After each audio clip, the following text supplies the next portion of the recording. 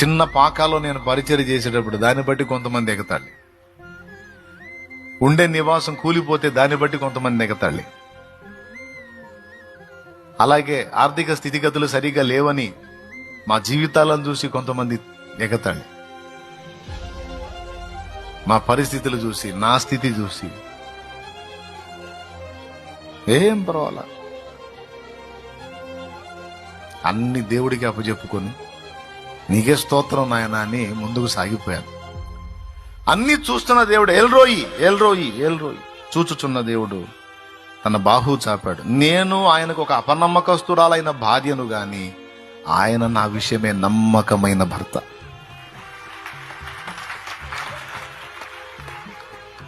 అనేక విషయాలలో నేను ఆయనకి నమ్మకంగా ఉండకపోతేని గాని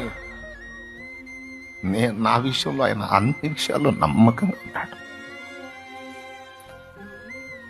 ఆయన నమ్మకస్తుడైన ఆయన కృప చూపాడు. ఇది యథార్థంగా నేను ఒప్పుకుంటున్నాను. అన్ని విషయములలో నేను ఆయన సంతోష పెట్టకపోతేని గాని ఆయన అన్ని విషయములలో నా విషయమై మానని కృప చూపుతూ, మానని ప్రేమ చూపుతూ ఆయన బహునమ్మకస్తుడై ఉన్నాడు. నమ్మదగిన దేవుడు.